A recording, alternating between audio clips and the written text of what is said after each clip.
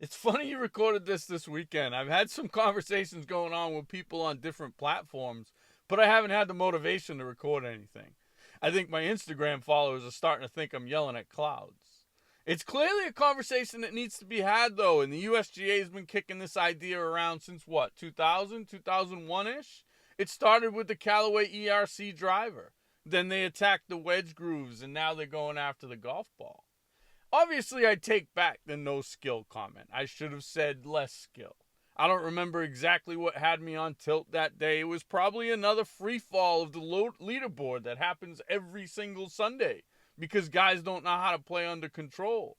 Let's be real. Emotion gets clicks. Nobody listens if you nicely say, "Hey guys, golfers aren't as good as they used to be," in a grimace voice.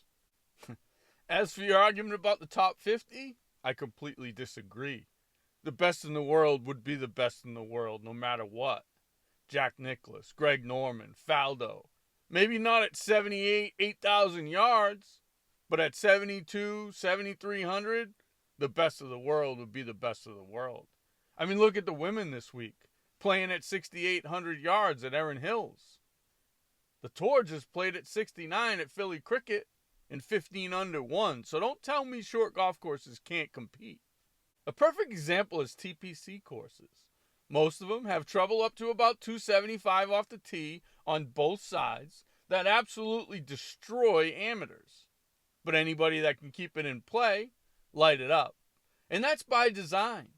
It's become a putting contest every week, up until the back nine on Sunday. Then it turns into an episode of the Squid Games. Who can survive? I mean, think about the maintenance it takes for a golf course that's 8,000, 8,500 yards. It's gotten out of control, and the old classics are kind of becoming irrelevant, and it sucks. Personally, I'm for bifurcation. I think the pro game and the amateur game is so far apart, it's given amateurs false hope. You're not that good. Don't go for the pin from 220. Find the right spot. Miss there. I was watching the Colonial over the weekend. Late in the round, Schmidt had a shot out of the rough. He thought he hit a good shot, and the ball just kind of knuckled and fell out of the sky. Back in the day, we learned, put that ball back in your stance, play a little trap shot, run it up from there. If you miss, it comes up in a safe spot, you get it up and down. Now these guys go after everything because it's the only shot they know. And when they get under pressure, they get tight. And unfortunately, that shot doesn't work anymore.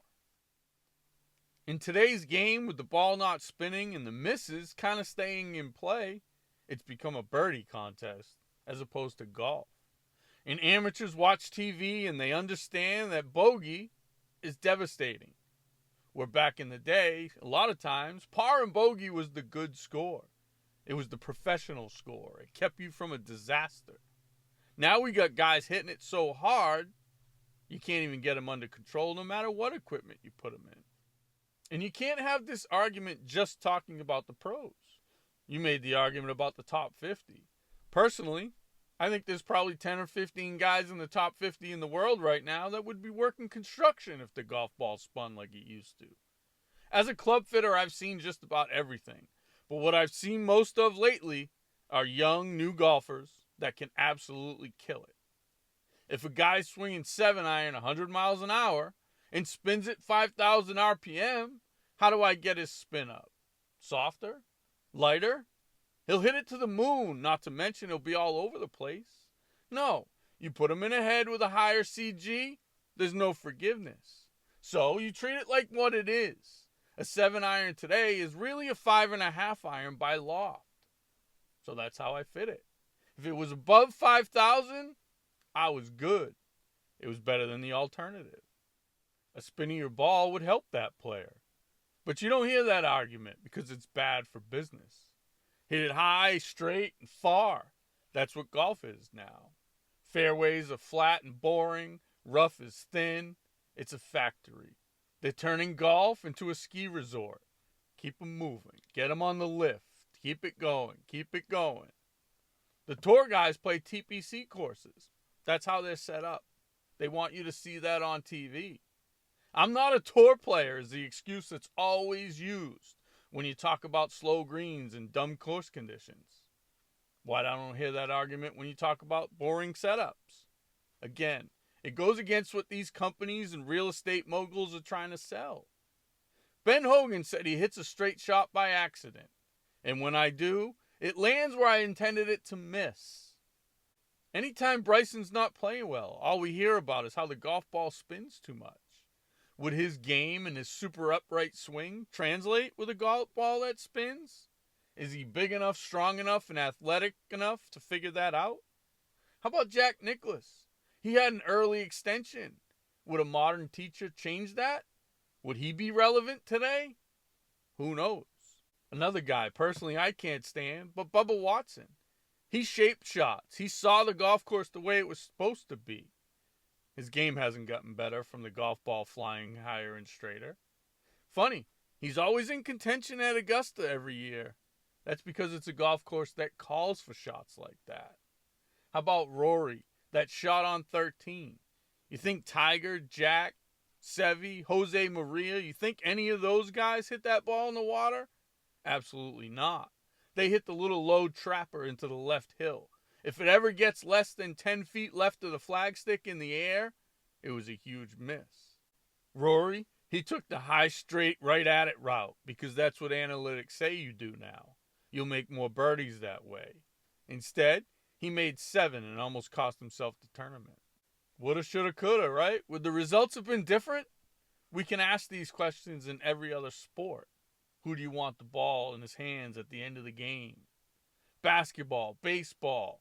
The stadium hasn't changed because of equipment. Hell, we're still comparing horses to Secretariat. Even NASCAR implemented restrictor plates.